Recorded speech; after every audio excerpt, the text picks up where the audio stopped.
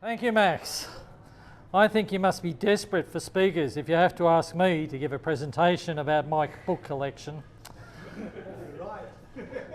I'm not used to public speaking and giving presentations, so if I sound droll, I can only ask your indulgence.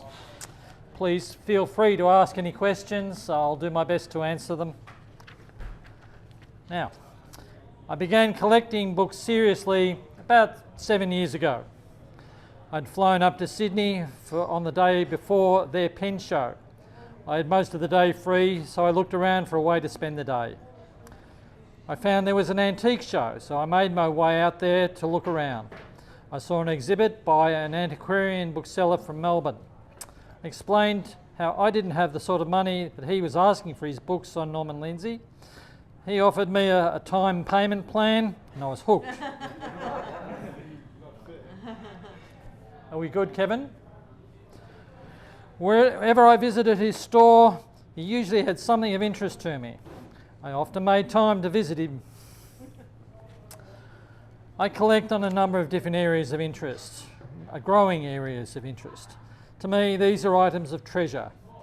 They have often cost me a lot of money, and I often have to resort to a lay-by plan if the bookseller is agreeable. Shipping from overseas auction houses can also be expensive.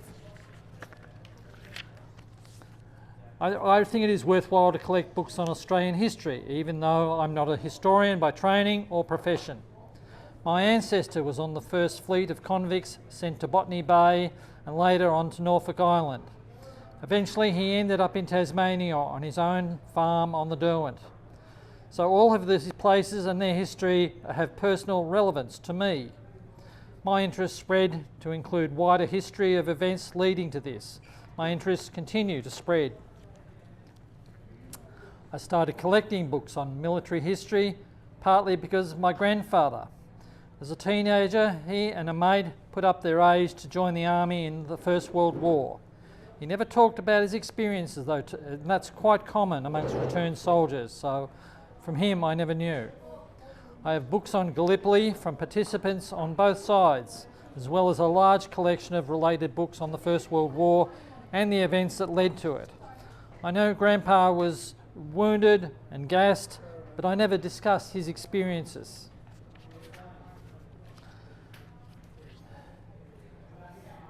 My wife's family were amongst the earliest settlers in Melbourne. I believe they came over with John Batman and established a farm in Brighton next to J.B. Weir's farm. As a result, Victorian history is also of personal interest to me. My interest in books or art is a little different. I have no particular eye for great art. While I have toured the Louvre and the Vatican Sistine Chapel, their treasures do not move me. By buying books on art, I can view many more works of art, and I can focus on the works of specific artists of my choice, or on specific galleries and specific styles of art. I have the catalogues raisonné of several well-known artists across a range of artistic styles and periods. Such books tend to be large and well illustrated, so I can view the works of Monet, Tom Roberts, Norman Lindsay, Brett Whiteley at my convenience in my own home. I also have books of art by Rembrandt, Leonardo da Vinci, Hans Huyssen, Fred McCubbin. Now, I keep a catalogue of many of my books and an iPad spreadsheet. Sadly, many of my books are still in the box they were delivered in because I no longer have space in my home for more antique bookcases. Eventually, I hope to make more space for more bookcases by getting rid of some home furniture that I no longer use. How can I get some of the photos up? That's, you can see that bookcase, and there's another one there, and some of the boxes. In my catalogue, I have over 3,800 entries. Most are for my books, but I have a few entries describing catalogues, magazines, newspaper articles, incubula, and brochures, and occasionally a single-page document, which I'll show you later. Another bookcase, a few more of my boxes. You can see some along here as well, stacked up in my bedroom. You get the idea? I have well over 200 boxes, I believe, of books. Are you married? My wife passed away a few years ago. Sorry. So, and My ex-wife actually forced me to get rid of lots of well, this is my doing. I can't blame her for this. She wouldn't have put up with this. This is my failing, if you will. Passion. Well, yes. Eventually, now I've said that. In my catalogue, I've got 3,800 entries. I also maintain a book count of the entries in each on the area of interest in a separate iPad spreadsheet. I collect books on over a dozen areas of interest. While I started collecting with books relating to Norman Lindsay and his family, my interests have spread to include military history, especially the First World War. Also biographies, general history, but especially Australian history. I also have an interest in art and artists, and since then I've developed an interest in illuminated manuscripts and facsimiles of them. Examples of my facsimiles include the Book of Kells, the Book of Durrow, the Gutenberg Bible, Arthur Phillip's Voyage to Botany Bay, and Bligh's Voyage to the South Seas. Of course, I have many other books. I find them interesting, though they are often in other categories, which I just class vaguely as fiction or non-fiction when I put them in my catalogue. I'm sorry? Okay. Other areas include Winston Churchill, T. Lawrence, the works of Tolkien, books printed by William Morris and his Kelmscott Press, Charles Dickens, Charles Darwin, and the American Civil War. The details I keep in my catalogue have also broadened as I identify more details that I find useful in the catalogue. I keep the copyright, the ISBN, the purchase date of the book, the publishing details, any limited edition details that are relevant, the source of my purchase, the cataloguing date, and the actual measurements of the book. So when I know what sort of shelf I need to put it in, a big one or a little one. Most of my friends think I'm crazy to have so many books that I don't expect to ever actually read. To me, these are works of treasure. Is it sillier than having many fountain pens which will never be used to write? I think not.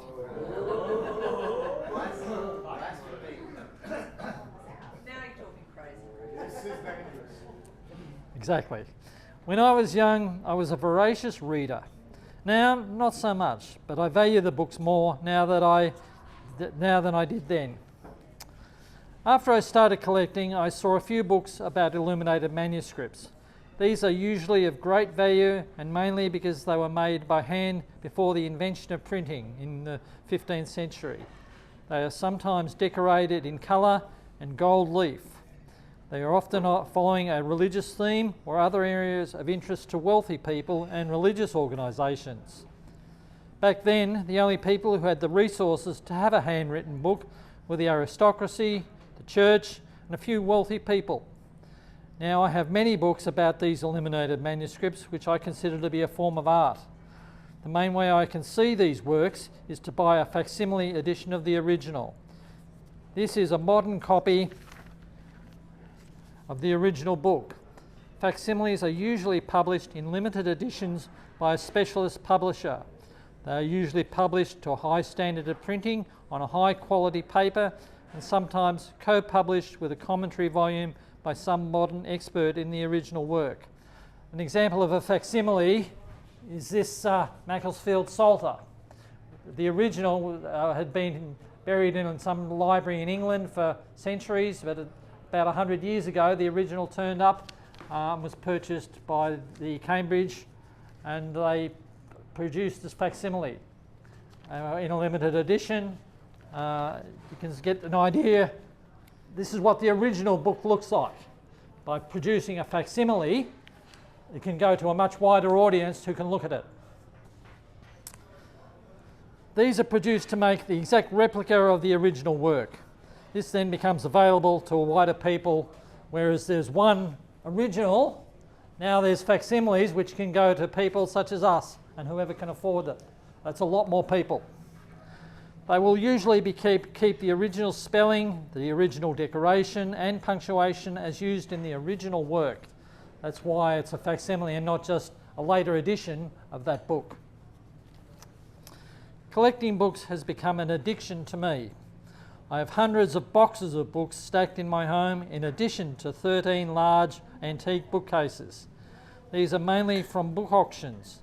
Most of these are not catalogued because I don't have the space for more antique bookcases in my home. Now, when they're delivered to my home, I generally have to leave them in the box. I will note the date and the source of the box and the source of the books in the box. Some rooms in my home are largely inaccessible because the stacks of boxes of books that I can't get to that room.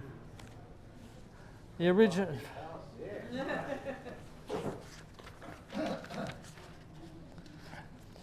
This does cause some problems with my family. Well, I own the house, so they worry the stacks of boxes will fall over and crush me as I pass. As a result, I have an appointment to see a psychologist to help me beat this addiction. I have spent far more on books and on my collection and the antique bookcases than I ever spend on fountain pens or ink and paper. Of course, they take up far more space, but I have many more books than I do fountain pens and stationery. Major sources of my books are, of course, antiquarian booksellers and second-hand bookshops. Also, book auctions around the world, rare book fairs. I also deal with facsimile publishers and brokers, as well as online booksellers across the world. A few booksellers know me and my interests. They will sometimes contact me to alert me about their new stock, which they know I might be interested in. Of course, one area of my collection relates to fountain pens, calligraphy and book publishing. I brought a few with me to show you. I've got Jim Marshall's book on pen repair. This is the Bible for anyone who wants to tinker with the inner workings of their pen. He does focus on European and Western pens, but I think these techniques and tools would be useful regardless. I'll pass it round. Please have a look and pass it on. I've also got Jonathan Steinberg's fountain pens. This is a beautifully illustrated 80-page introduction to collecting fountain pens. I also have Patricia Lovett's Art and History of Calligraphy. This includes excerpts of manuscripts from the early Common Era to the 21st century. I only have the paperback edition, but it is well illustrated in colour. Yeah. You get some idea of it? And more modern. Now I'll pass that on. I won't. I'll pass it on to Demir. Okay.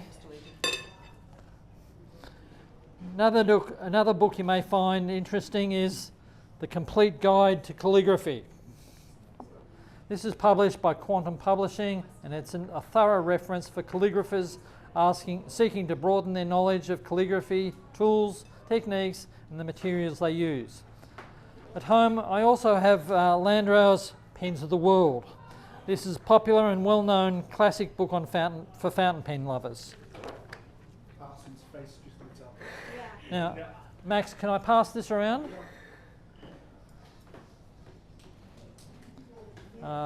One of Max's, another book of interest, which this one belongs to Max because he's an expert in collecting Parkers. This is Parker Duofold by David Shepard and Dan Szozov. I'm sorry? And autograph from you, Well, that only autographed by the authors. What could you ask more? Now, most of my books were published in the 20th century, but I have a few published before that. For example, I have Napoleon's memoirs, which were translated into English and published in the early 19th century in 4 volumes. I have a 6th edition of Darwin's Origin of Species. This is the first edition to use the term evolution. This was the last edition edited and published in the author's lifetime. Now, I believe more recent copies are based on this edition. Say that again. Yeah. In the 6th edition he used the term evolution, but it wasn't in the original edition. What did he use for the euphemism? Natural development. I'm not sure. Sometimes when I buy a second-hand book, I find a surprise left by the previous owner.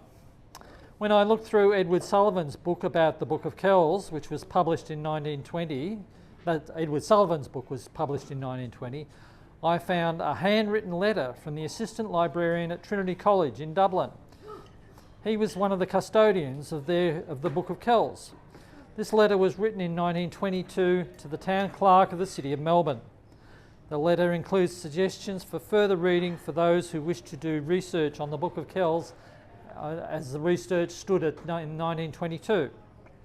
Another gem which I found was a handwritten letter from the Australian playwright Douglas Stewart.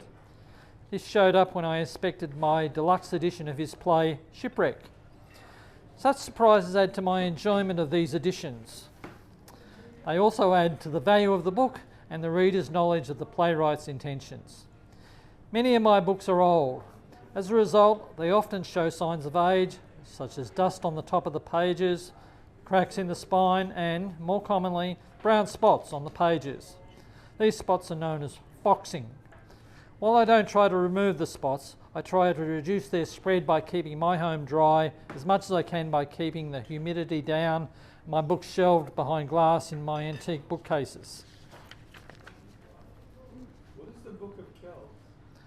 The Book of Kells was a manuscript of a gospel book written at about the end of the 8th century in Ireland, or an island off the coast of Scotland. There's some debate about it.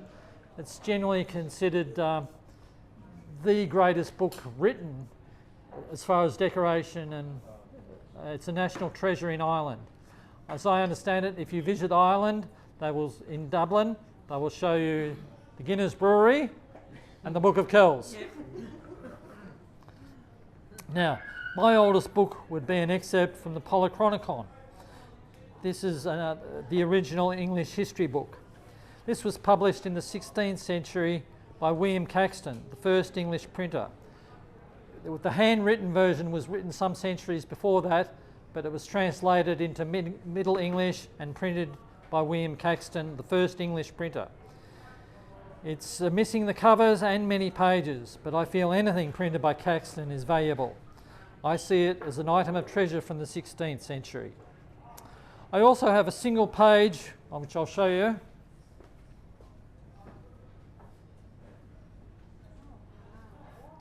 I have a single page which claims to be a facsimile printed in 1933 at the Chicago World Fair on the Gutenberg press.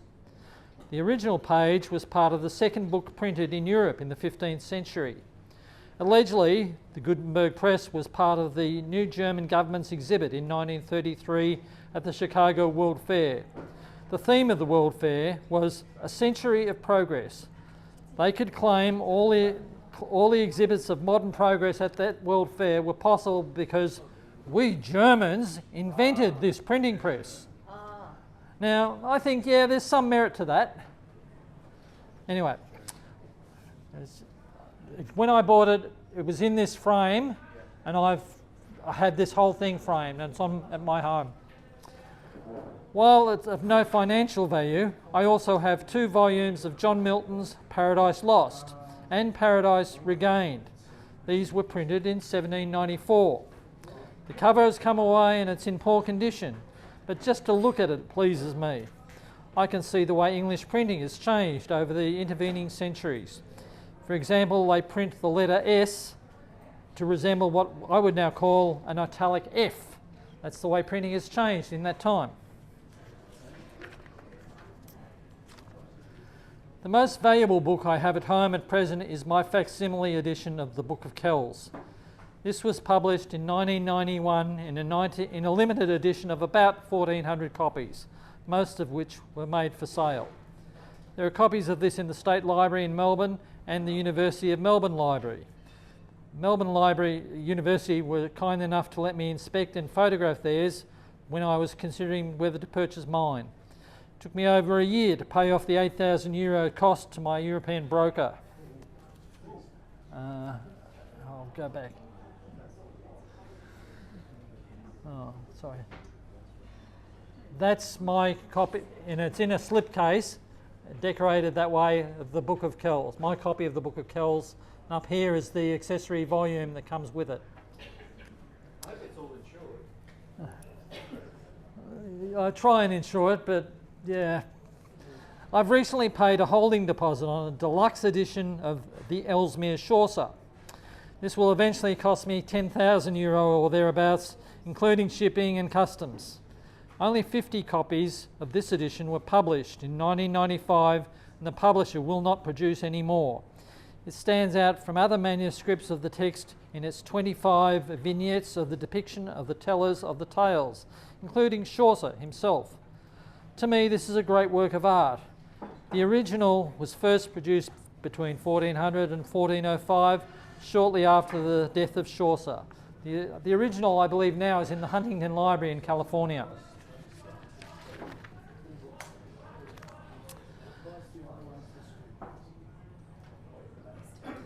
Some people think that e-books will replace physically printed books.